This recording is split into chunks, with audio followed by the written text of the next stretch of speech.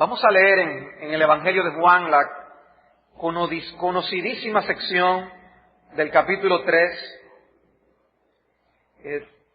de la conversación que tiene nuestro Señor Jesucristo con Nicodemo. Juan, capítulo 3, a partir del versículo 1, vamos a leer los primeros 10 versículos. Dice así la palabra del Señor: había un hombre de los fariseos que se llamaba Nicodemo, un principal entre los judíos. Este vino a Jesús de noche y le dijo: Rabí, sabemos que has venido de Dios como maestro, porque nadie puede hacer estas señales que tú haces si no está Dios con él. Respondió Jesús y le dijo: de cierto te digo, que el que no naciere de nuevo no puede ver el reino de Dios. Nicodemo le dijo: ¿cómo puede un hombre nacer siendo viejo? ¿Puede acaso entrar por segunda vez en el vientre de su madre y nacer? Respondió Jesús: de cierto te digo, que el que no naciere de agua y del Espíritu no puede entrar en el reino de Dios. Lo que es nacido de la carne, carne es, y lo que es nacido del Espíritu, Espíritu es. No te maravilles de que te dije: os es necesario nacer de nuevo. El viento sopla de donde quiere y oye su sonido, mas ni sabes de dónde viene ni a dónde va. Así es todo aquel que es nacido del Espíritu. Respondió Nicodemo y le dijo: ¿cómo puede hacerse esto? Respondió Jesús y le dijo: ¿eres tú maestro de Israel y no sabes esto? Hay cosas que estamos supuestos a saber.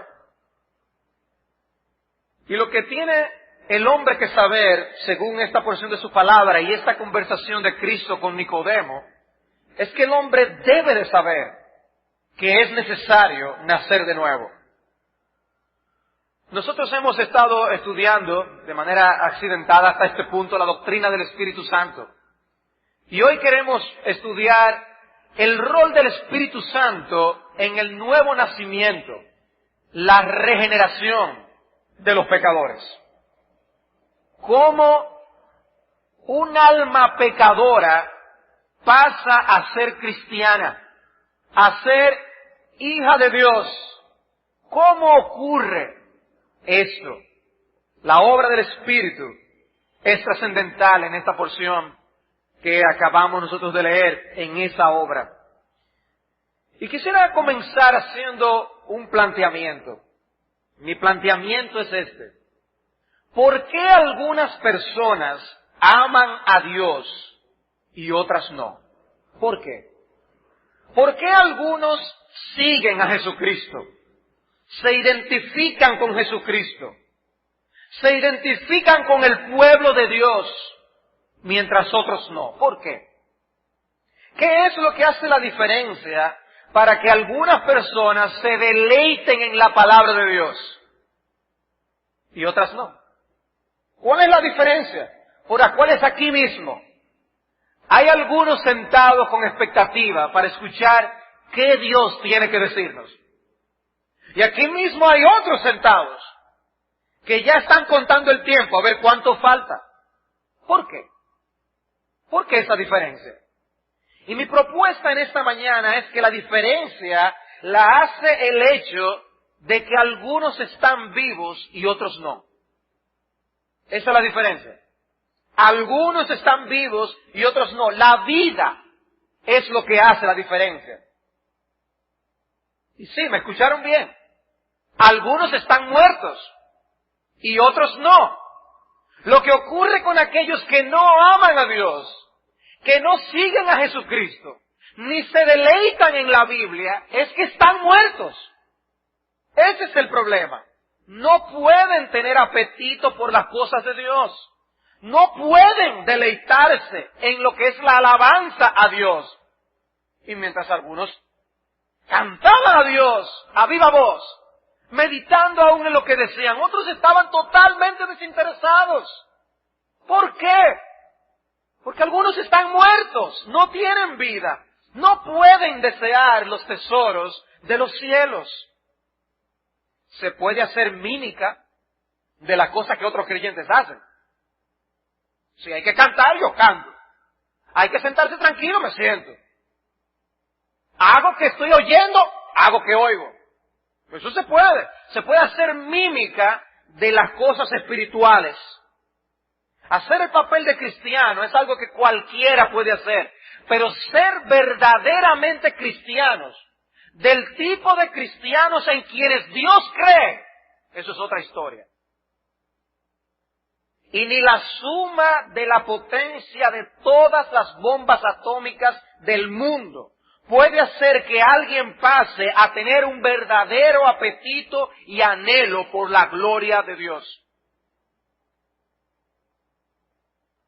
No hay kilos de potencia que puedan trasladar a alguien de muerte a vida en este mundo.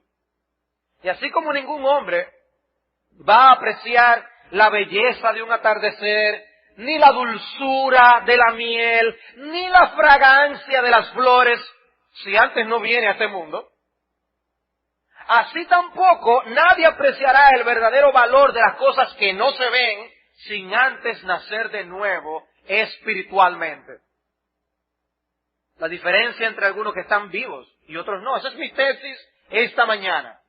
Es un asunto de vida.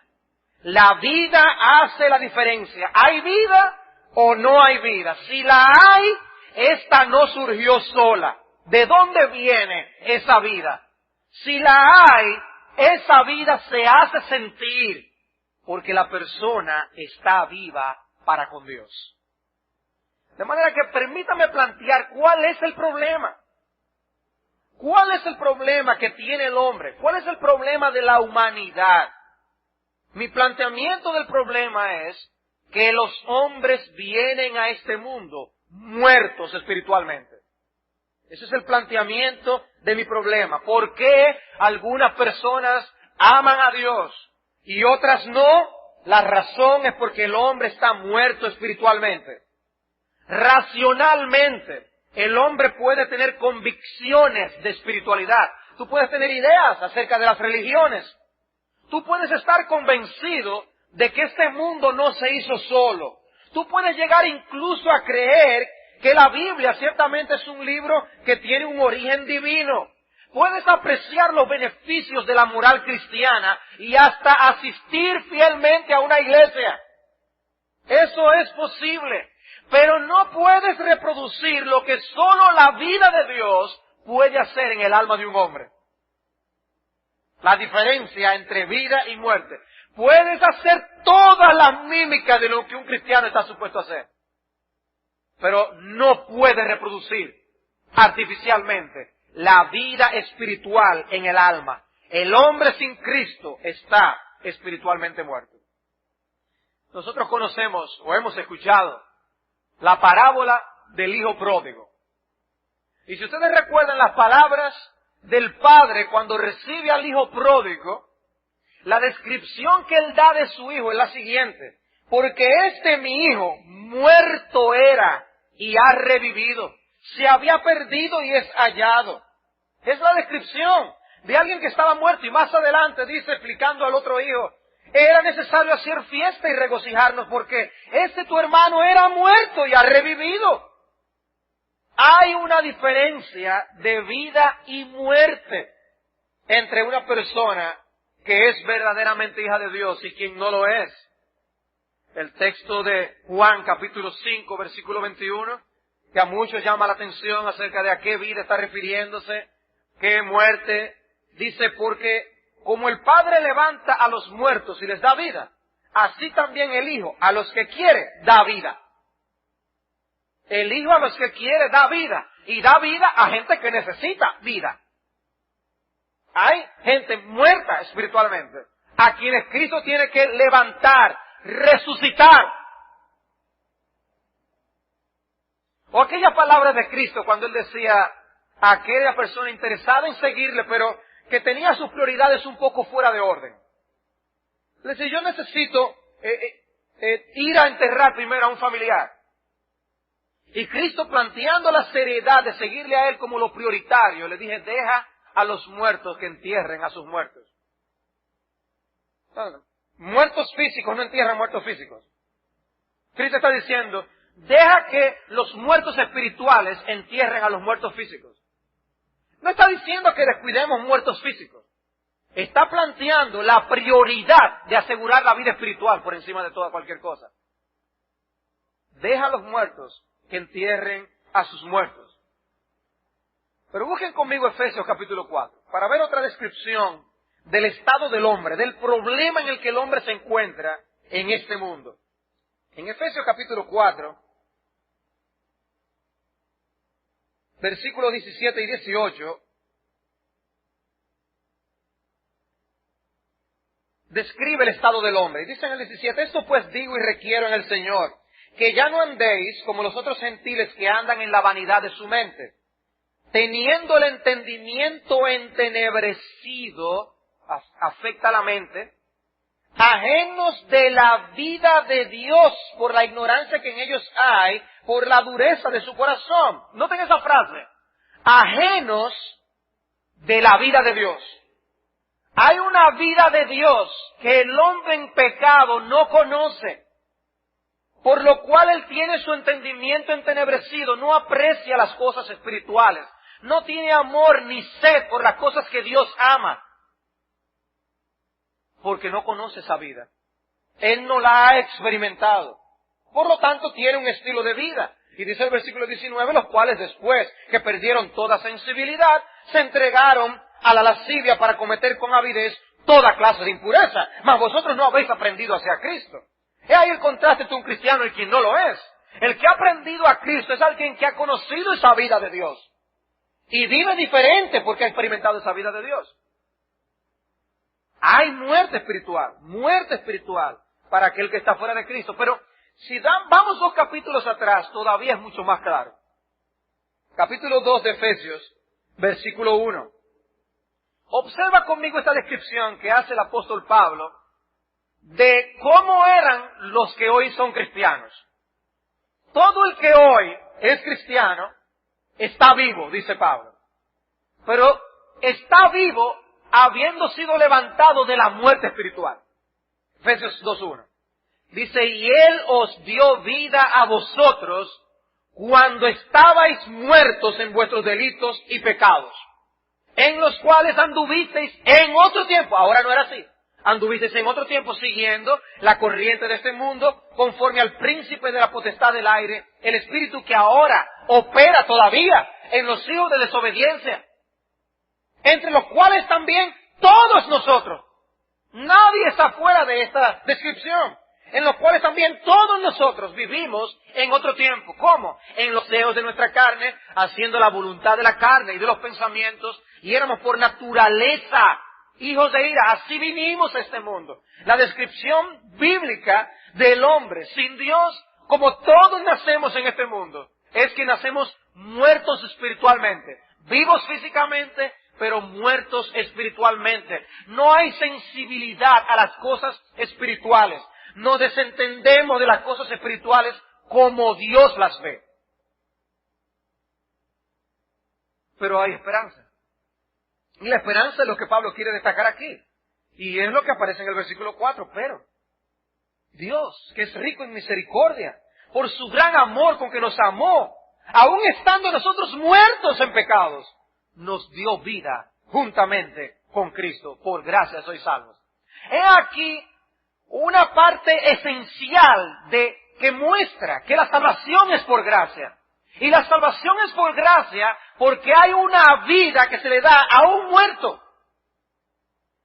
Él no puede hacer nada, él está muerto. Él es insensible a estas cosas. Él está entregado a la satisfacción de sus propios deseos. Él ve la vida bajo la óptica que él tiene con sus lentes. Él no puede ver otra cosa.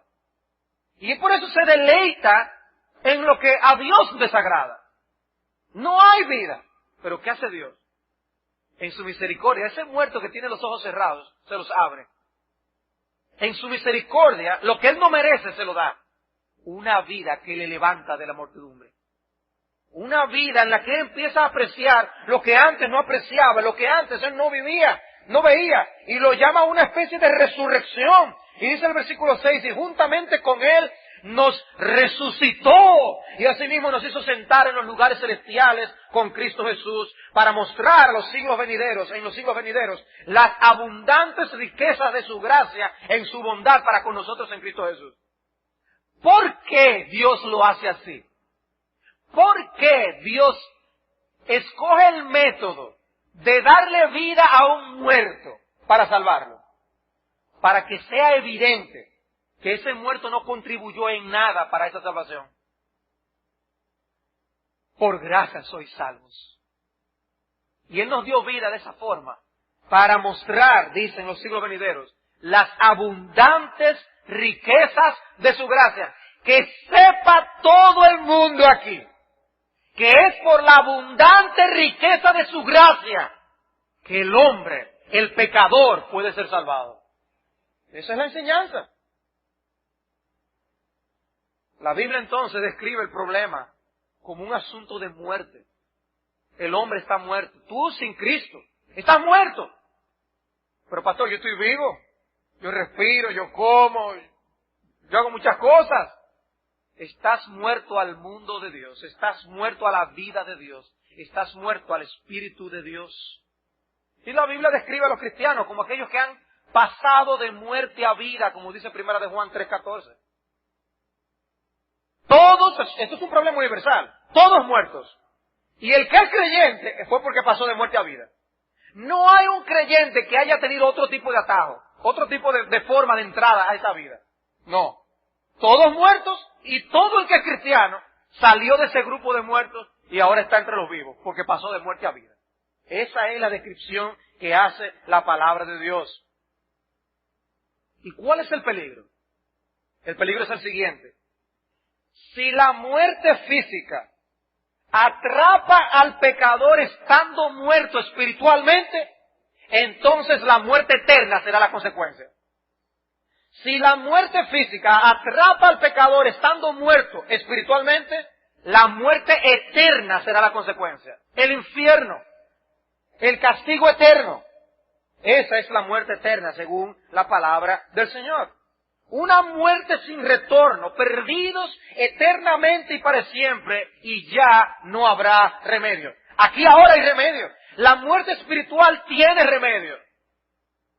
Porque Dios, que es rico en misericordia, nos dio vida estando nosotros muertos. La muerte espiritual tiene remedio, pero la muerte eterna no tiene remedio. Si mueres físicamente en muerte espiritual, tendrás muerte eterna. Es aquí ahora, mientras estés vivo físicamente, que tú tienes la oportunidad de abrazar la misericordia de nuestro Señor Jesucristo. Pastor, ¿y cómo yo me libro de ese problema? ¿Cómo se libra un hombre de esa muerte? Ahí es donde entra el Espíritu Santo. El hombre se libra por medio de la vida del Espíritu Santo. Todos venimos a este mundo experimentando la primera muerte. Todos venimos a este mundo y experimentaremos esa realidad en nuestra vida, muerte espiritual. Nacemos muertos espiritualmente para las cosas de Dios, todos. Todos tenemos una cita ineludible con la segunda muerte. Todos nosotros la experimentaremos tarde o temprano. Pero no todos tenemos que experimentar la tercera muerte. Entonces, ¿cuántas muertes hay? Niños, yo espero que los padres te pregunten esta tarde cuántas muertes hay. Déjame ayudarte para cuando te pregunten.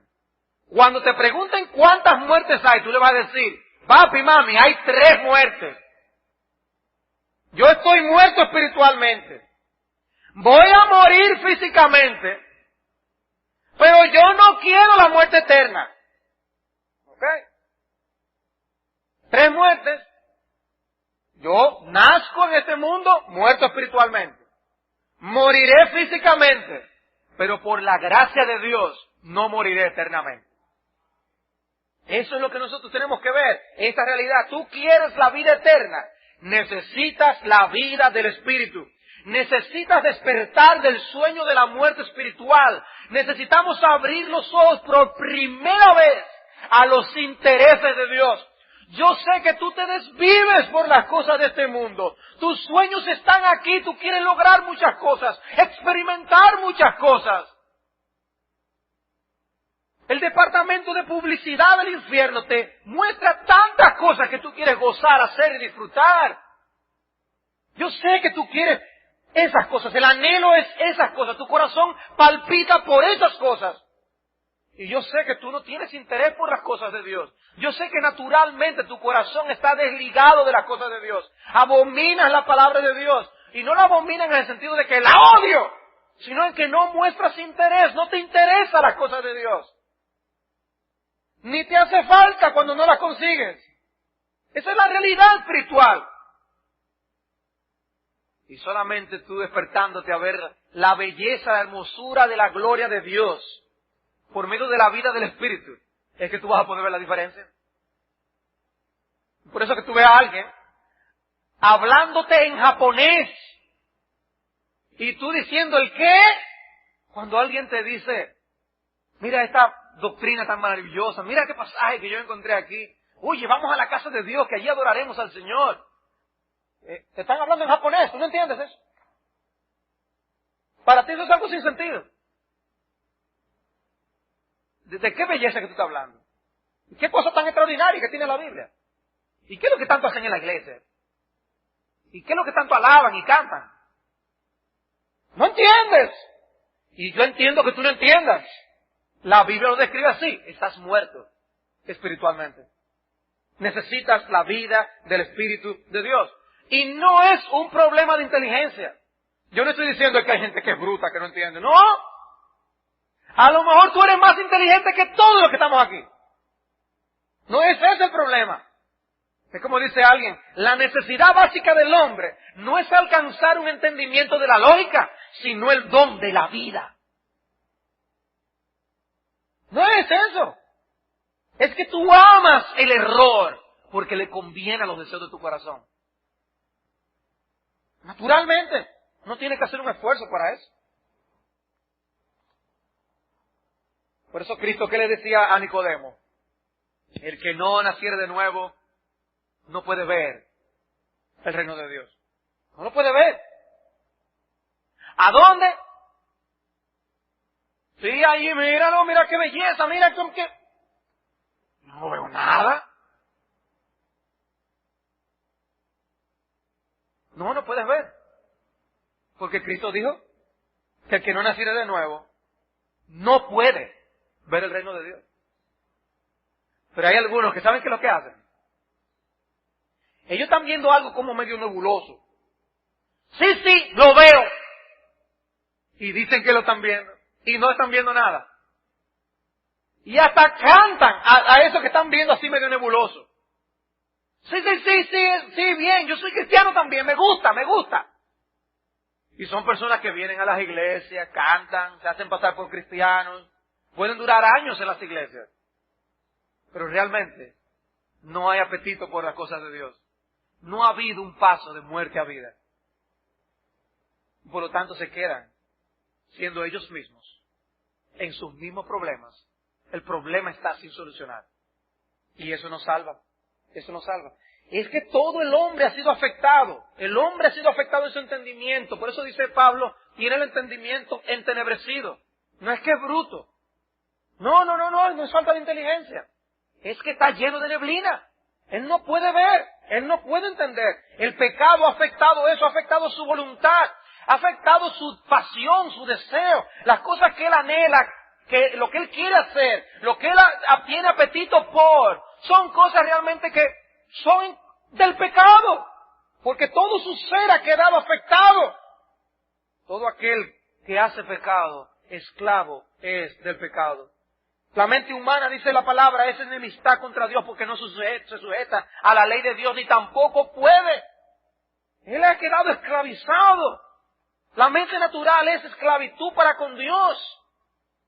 Dice un autor, Edwin Palmer, en su libro sobre el Espíritu Santo, en lo espiritual está tan muerto como el soldado en el campo de batalla que haya sido en un sendero durante días.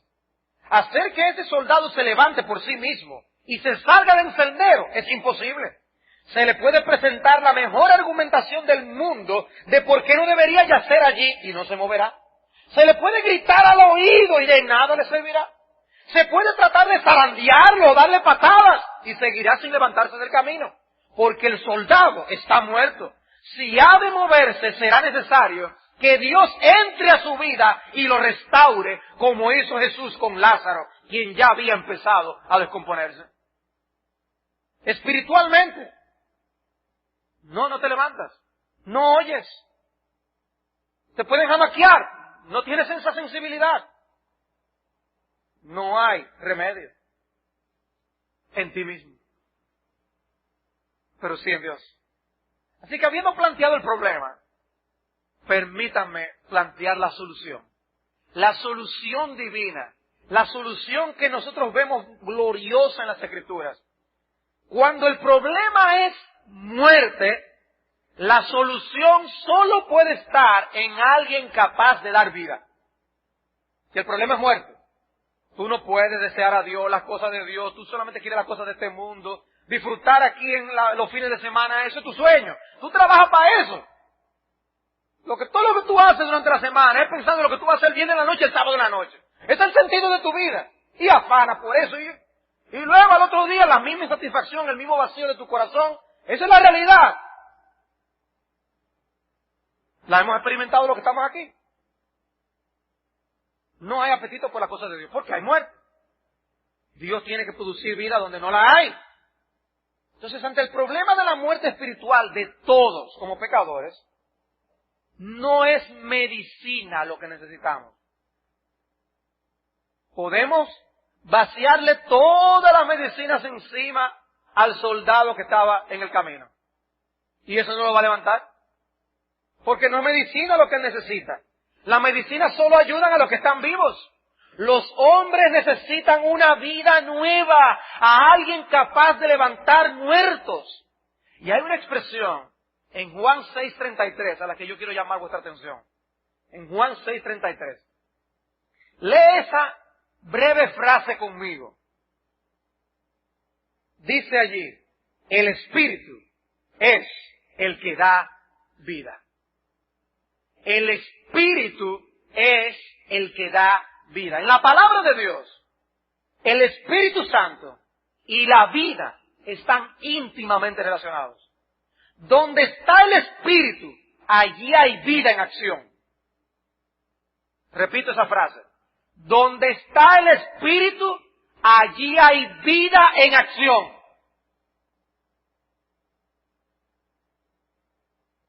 Como ya nosotros vimos al considerar el Antiguo Testamento hablando sobre el Espíritu, la tercera persona de la Trinidad tuvo una participación activa en la creación. Recuerden Génesis 1:2, cómo el Espíritu revoloteaba sobre la faz de la tierra.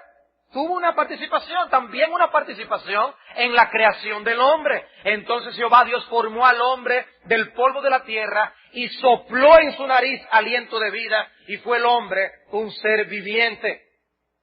El Espíritu está relacionado con el otorgamiento de vida y aún la vida física. Pero la vida espiritual es el énfasis de la obra del Espíritu de Dios en las Escrituras. En Romanos capítulo 8, versículo 2, Pablo lo llama el Espíritu de vida. El Espíritu de vida. ¿Y por qué describir al Espíritu Santo de esa manera? ¿Por qué no llamarlo sencillamente el Espíritu Santo? Punto, se acabó. ¿Por qué llamarlo el Espíritu de vida? Bueno, yo creo que se busca destacar ese aspecto de su ministerio en la tierra, que donde está el Espíritu, allí hay vida. Se te puede olvidar mucho, del mensaje. Ahora, yo no quiero que se te olvide esta frase. Donde está el Espíritu, allí hay vida. Donde está el Espíritu, allí hay vida. Y así como Cristo es presentado como el sustentador de la creación, el Espíritu está relacionado directamente con el mantenimiento de la vida. Pero de una manera interesante, el énfasis no está en el mantenimiento de la vida física, hermanos, sino en el origen y el mantenimiento de la vida espiritual de cada uno. El origen y el mantenimiento de la vida espiritual de cada uno. Segunda a los Corintios 3:6. Segunda a los Corintios 3:6.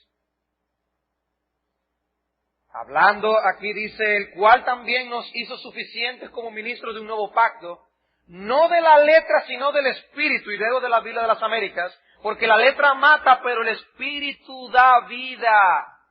El Espíritu da vida. Algunos han llamado al nuevo pacto el pacto del Espíritu. ¿Y por qué llaman el nuevo pacto el pacto del Espíritu? Porque cuando se nos explican los términos y las promesas del nuevo pacto, un elemento crucial es la participación del Espíritu Santo, como veremos un poco más adelante. En ese nuevo pacto el Espíritu Santo participa. ¿Cómo? Dando vida.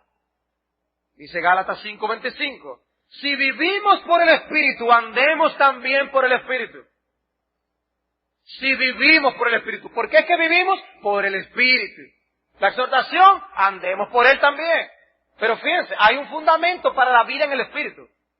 Para nosotros andar en el Espíritu necesitamos primero recibir su vida. Si no, ¿en qué caemos? O en mero legalismo, en la mímica que yo les decía al principio. Una persona que haga lo que se supone que un cristiano con el Espíritu hace, pero que no tenga el Espíritu, está haciendo mímica, ¿verdad? Se puede ser un legalista, un hipócrita, un cristiano artificial, y hacer lo que un cristiano está supuesto a hacer externamente, y no tener el Espíritu de vida. Se puede. Si vivimos por Él, andemos por Él. Entonces, el Espíritu se une a un hombre y permanece con él para transformarle para su gloria. Entonces el Espíritu atrapa a esos muertos, los vivifica como a un muerto le dan resurrección, como hizo Cristo con Lázaro, y ahora empieza a ver, oh, sí, pero mira, pero yo no había visto eso. ¿Recuerdan los ciegos que Cristo sanaba? Que empezaban a ver ciertas cosas que antes no veían. Imagínense la maravilla de alguien a quien le den la vista de un instante para otro. Asimismo es alguien que empieza a tener la vida del Espíritu de Dios. La solución de Dios es levantar a un muerto que no tenía percepción de nada de lo que estaba pasando a su alrededor. Y ahora hacerlo consciente de todas las cosas espirituales. ¡Wow! ¡Qué transformación! Es por eso que el texto de Efesios que leíamos dice que Él os dio vida a vosotros cuando estabais muertos. Os dio vida, infundió vida, sopló vida donde no había. Por gracia sois salvos. Nicodemo, eso es lo que yo estoy tratando de explicarte. Es necesario nacer de nuevo. Bueno, a cada quien llega al cielo de su manera, fíjate, porque lo que pasa es que aquí nosotros en Occidente estamos haciendo de esta manera, pero en Oriente hay otras convicciones y cada quien llega a su manera y entonces, Cristo dice, es necesario para el hombre nacer de nuevo. No es necesario para el hombre de Occidente, es necesario para el hombre como hombre nacer de nuevo, porque si no, no puede ver el reino de Dios. Si no, no entrará al reino de Dios. Él tiene que nacer de arriba, tiene que tener vida espiritual. Y es la visión, una aplicación de la visión que tuvo Ezequiel, en Ezequiel capítulo 37, cuando habla del valle de los huesos secos, ¿recuerdan? Esos huesos secos estaban allí tirados, huesos ya descompuestos. Y cómo el soplo del Espíritu de Dios les dio vida y lo volvió a formar otra vez. Eso es lo que hace el Espíritu de Dios. Y cuando Cristo le está diciendo esto a Nicodemo, es con ese trasfondo en mente que le está hablando a este conocedor de las Escrituras del Antiguo Testamento. El Espíritu de Dios da vida a hombres espiritualmente muertos.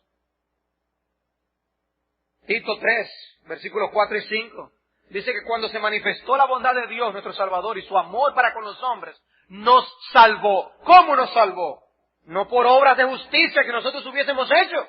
No es yo ganándome la salvación. No es yo haciendo mi esfuerzo. No es yo siendo bueno. Yo soy un hombre recto. Yo nunca le he sido infiel a mi mujer. Yo soy un hombre de familia. Yo soy un hombre de trabajo. Salgo del trabajo para la casa, de la casa al trabajo. Yo merezco al cielo. Cuando yo me muera, Dios tiene que recibirme allá arriba. ¡Equivocado! no por obras de justicia que nosotros hubiéramos hecho, sino por su misericordia, por el lavamiento de la regeneración y por la renovación en el Espíritu Santo. No es por el bien obrar. Es imposible para el hombre regenerarse a sí mismo. Por eso Cristo usa esta figura, el nuevo nacimiento. Y así como tú no tuviste nada que ver en tu nacimiento físico, tampoco puedes tener nada que ver en tu nacimiento espiritual. Es una vida que Dios otorga. Eso es nacer del Espíritu. Y sin embargo, al mismo tiempo es imprescindible. Imprescindible. Se tiene que producir una nueva vida. La palabra que se utiliza para regeneración aquí en Tito 3:5 significa, se compone de palabras que significan nuevo génesis, un nuevo comienzo, un nuevo inicio. Por eso se llama nuevo nacimiento, volver a la vida otra vez. Y la otra palabra, renovación, volver a ser nuevo otra vez, renovarlo cualitativamente, hacer a una persona diferente a lo que era antes. La transformación del nuevo nacimiento, por eso se habla en otros términos de la doctrina de la salvación, conversión, hay una transformación o arrepentimiento, una forma de pensar completamente diferente. Porque la Biblia concibe que una persona que se salva es transformada, es otra. De modo que si alguno está en Cristo, nueva criatura es. Las cosas viejas pasaron y aquí todas son hechas nuevas. Entonces, ¿qué es lo que el hombre necesita? Un poco de remache aquí, por aquí, allá, poner un poco de ferré por aquí, allá, aquel defecto. Suplirle al hombre algunas cosas que le hacen falta y lo arreglamos. El hombre necesita integrar algo religioso a su vida para con eso él ya tener su futuro garantizado. ¿Qué es lo que el hombre necesita? No es reparar lo que está medio dañado. Es que el hombre está muerto. No es una reparación que el hombre necesita. El hombre necesita vida nueva, ser una nueva criatura. Es una transformación radical, una transformación de raíz.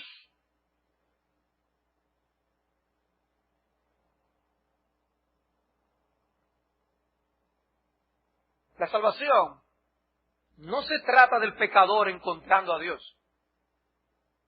La salvación se trata de Dios encontrando al pecador. La salvación no es algo de manufactura humana.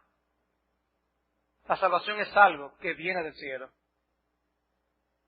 Y aquel que no tenga una visión así de la salvación y de la vida eterna, ya está en un camino equivocado. Y Cristo le dijo a este maestro de Israel, tú siendo líder aquí y maestro, ¿no sabes esto? ¿Cómo tú vas a ser guía de otros?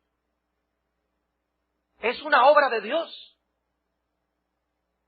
No es por imitación, no es por mejoramiento, es por una transformación radical. Entonces esa doctrina, hermanos, implica que nuestra mente necesita la iluminación del Espíritu de Dios para poder ver el reino de Dios. Esa doctrina implica que mi voluntad está esclava del pecado y que Dios tiene que liberarla para yo entonces vivir para Él. Pero interesantemente, esta doctrina implica la purificación de nuestros deseos. Observen que ese texto de Tito 3:5 que yo les leía, habla del lavamiento de la regeneración y la renovación por el Espíritu. Lavamiento, qué interesante. Lavamiento. Observen cómo el texto de Ezequiel 36 describe esta obra. Ezequiel 36 describe esta obra del Espíritu de Dios. En Ezequiel 36, versículo 25, dice, esparciré sobre vosotros agua limpia y seréis limpiados de todas vuestras inmundicias y de todos vuestros ídolos os limpiaré. Vean que aquí hay una suciedad que se explica en términos de ídolos. que ocupan el lugar que solamente a Dios le corresponde. Y luego dice, os daré nuevo corazón, y pondré espíritu nuevo dentro de vosotros, y quitaré de vuestra carne el corazón de piedra, y os daré un corazón de carne, y pondré dentro de vosotros mi espíritu, y haré que andéis en mis estatutos, y guardaréis mis preceptos, y los pondréis por obra. Y los pongáis por obra. ¿Qué es lo que está diciendo Dios? Para que el hombre pueda hacer mi voluntad, yo tengo que hacerle una limpieza que derribe todos esos ídolos. Que me ponga a mí en el primer lugar y yo ser la prioridad. Para que entonces ustedes tengan mi espíritu dentro y hagan mi voluntad. Eso es lo que se necesita. De otra forma es imposible. ¿En qué cae el hombre sin esa limpieza del espíritu? En que sus deseos amontonarán ídolos que ocuparán el lugar que solamente a Dios le corresponde. Y para uno será esto, para otro será aquello. 1000 cosas y competirán contra Dios. Y Dios dice, no, los que son parte de mi pueblo y de mi pacto son aquellos en quienes el Espíritu ha hecho una limpieza que me permite a mí yo estar en el primer lugar.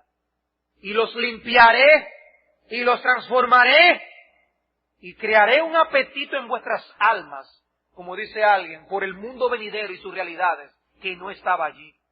Yo voy a poner una sed por la gloria de Dios, que antes no estaba allí. Yo voy a aplacar ese egoísmo y ese egocentrismo que te carcome. Y voy a ponerte una preocupación por los intereses de mi reino, que antes allí no habían. Y lo voy a hacer por mi espíritu. Les daré un corazón y un espíritu nuevo dentro de ellos, para que cumplan mis preceptos. Este será mi pacto, y ellos serán mi pueblo, y yo seré a ellos por Dios. Esa es la terminología que utiliza la palabra de Dios. Es una limpieza, es una transformación para hacerte una nueva criatura. Entonces no es tú haciendo un mejoramiento aquí de tu problemática espiritual. Es tú suplicando a Dios por misericordia que Él entre a tu vida y te transforme de raíz. Y que Él tome control de tu vida, absoluta y completamente. ¿Y cómo ocurre esto? Por una iniciativa divina. Cuando Cristo dice es necesario nacer de nuevo, es que eso ocurre por una iniciativa divina. Dios tiene que venir a tu vida y hacer una obra. ¿Cuál es tu deber? Suplicarle a Dios que haga esa obra en tu corazón. Pero yo estoy muerto, pastor. Sí, mi Biblia me enseña que cuando el Espíritu obra en una persona para darle vida, esa persona empieza a ver a Dios de otra forma. Empieza a ver a Dios en alguien en quien confiar. Y empieza a ver sus pecados y a Cristo que los puede limpiar. De una manera misteriosa. Eso ocurre en el alma de una persona. Pero para que eso ocurra, tiene que haber vida. ¿Qué es primero? ¿La fe, el arrepentimiento o el nuevo nacimiento? No, un muerto no puede creer. Un muerto no puede arrepentirse. Para nosotros, vamos a hacer una diferencia lógica en el orden de tiempo. Dios y el Espíritu lo hacen de manera instantánea, no sé cómo. Pero la Biblia mía dice que Dios nos pare de nuevo, Dios nos hace nacer de nuevo, Dios nos da vida espiritual y nuestros ojos son abiertos. Vemos nuestro pecado, nuestra maldad, nuestra corrupción, que somos pecadores, que hemos ofendido a Dios. Y vemos la hermosura de Cristo, su perfección, lo que Él hizo en la cruz, en su significado, su implicación. Ese es mi Salvador. Solamente en Él puedo salvarme. No hay nada que yo pueda aportar para salvarme. Me doy cuenta, lo aprecio por primera vez y abrazo a Jesucristo. Y por la fe le encomiendo mi alma a Él. Toma mi alma, toma mi corazón. Toma mi futuro y mi eternidad en tus manos. Y oh, sálvame, Cristo. Ten misericordia de mí. Y mi esperanza hablando de este tema aquí es precisamente eso. Mi esperanza aquí, al hablar a muertos, es que Dios da vida. Y Dios usa su palabra para dar vida. Oh, que Dios se despierte. Que Dios abra tus ojos para ver las cosas que hasta ahora tú no has visto. Porque solo una antesala de las glorias que nosotros podremos ver estando en el reino de Dios. Yo tengo 3 palabras de exhortación finales. 1, abandona todo esfuerzo de ganarte el cielo y de salvarte por ti mismo. Clama a Dios, busca a Dios, no confíes tanto en ti mismo. Clama a Dios, que es el dador de vida. Tus esfuerzos no te ganarán el cielo. Nunca te lo merecerás. Por eso tiene que ser por un nuevo nacimiento. En segundo lugar, hermanos, si el Espíritu de Dios ha hecho una obra en ti, debemos vivir en consonancia con nuestra nueva vida en Cristo. Si el Espíritu ha hecho una nueva criatura de ti, vive en novedad de vida. Que yo les decía, donde está el Espíritu, allí hay vida. Donde está el Espíritu, allí hay vida. Tú que profesas la fe en el Señor Jesucristo, permítame hacerte una pregunta de corazón. De nada ganamos de llamarnos a nosotros mismos cristianos sin serlo. Eso no salva a nadie. Y puede ser una persona que tenga años profesando fe. Si el Espíritu no hizo de ti una nueva criatura, eso no garantiza que tú irás al cielo.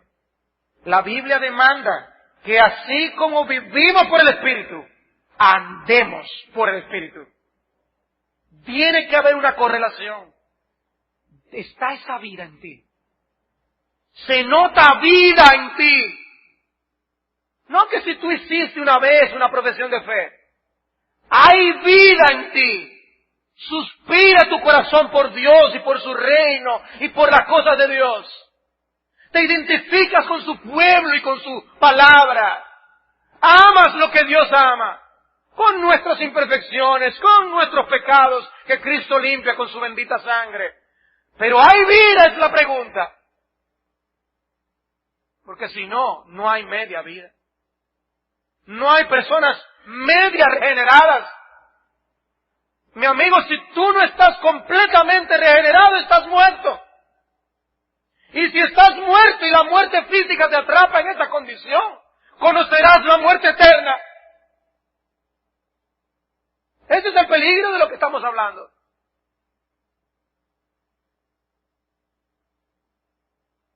Sirvamos en la novedad del Espíritu, dice la Escritura.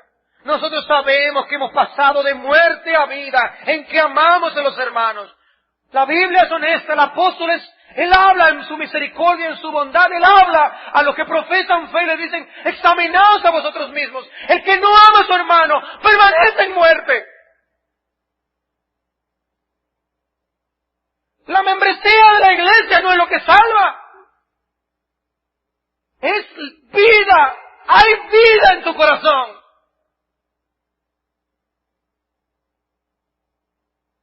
Es el peligro de una persona se considere ser parte del pueblo de Dios por 1000 razones distintas, experiencias, sensaciones, convicciones y sin embargo todavía permanecer en un estado de muerte espiritual.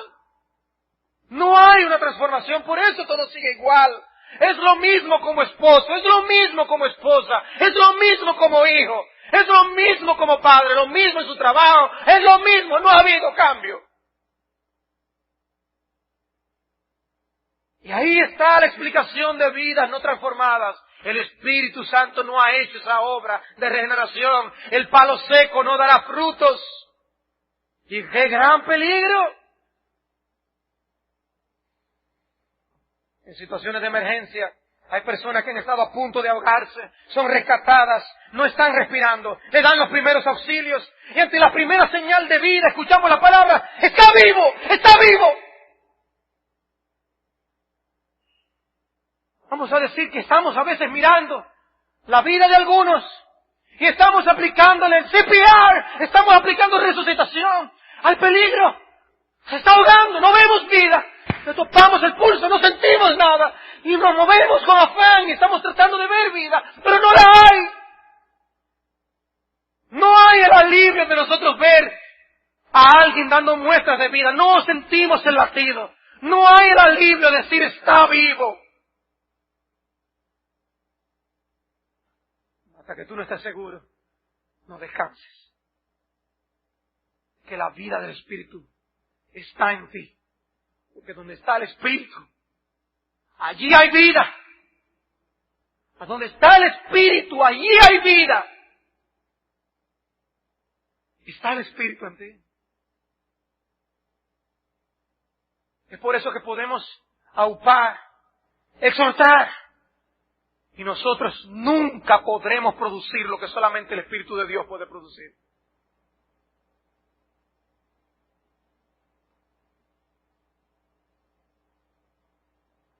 Pero al cielo solamente entrarán los que tienen el Espíritu Santo renovado, renovando sus vidas. No los que son miembros de una iglesia. Oh, que el Señor tenga misericordia de nosotros. Mi última exhortación, y lo dejo como una mera exhortación: despojémonos de toda artificialidad. Despojémonos de toda artificialidad. Hermanos, vivamos lo que somos. Experimentemos la vida del Espíritu. No pretendamos ser lo que no somos. Vamos a esforzarnos por nosotros, si el Espíritu está en nosotros, andar en el Espíritu. Si vivís por el Espíritu, andar en el Espíritu. O que el Espíritu Santo nos permita ver el poder de su vida en nuestra congregación. Y no que tengamos nosotros que estar reproduciendo artificialmente lo que no existe. Que Dios tenga misericordia. Vamos a orar. Señor y Padre nuestro, te damos gracias por tu palabra. Te damos gracias por tu fidelidad para con nuestras almas. Exaltamos, Señor, como dice el apóstol Pablo, bendito el Dios y Padre de nuestro Señor Jesucristo, que nos bendijo con toda bendición espiritual. Porque, Señor, el que tú nos hicieras pasar de muerte a vida, eso es algo que nosotros no podemos valorar como debiéramos. Padre, pero te damos gloria, te damos honra. Te pedimos que hagas esa obra en aquellos que están aquí, que no la conocen. Y te pedimos que aquellos que conocemos esa obra, que nosotros vivamos más por la eficacia del poder del Espíritu de Dios en nuestras vidas. Señor, guárdanos de vivir externamente el cristianismo. Y permítenos experimentar todo su poder en toda su dimensión. Ayúdanos a dar muerte a nuestros pecados. Señor, ayúdanos a dar muerte a patrones de conducta equivocados. Ayúdanos, oh Dios, a vivir en santidad con todo nuestro ser, en nuestros pensamientos, nuestras actitudes, nuestra forma de hablar, nuestro corazón, pensando en lo puro, hablando lo puro, siguiendo lo puro. Ayúdanos, Señor, a tener bondad en nosotros. Ayúdanos a mostrar el fruto del Espíritu en paciencia, dominio propio, amor, gozo. Oh Señor, permítenos mostrar la vida. Si la hay, permítenos mostrarla. Y si no la hay, ten misericordia de nosotros y danos vida. Pero, Padre, sea una cosa o la otra, envía tu Santo Espíritu con poder y muéstrate en medio nuestro. Te lo pedimos en Cristo Jesús. Amén.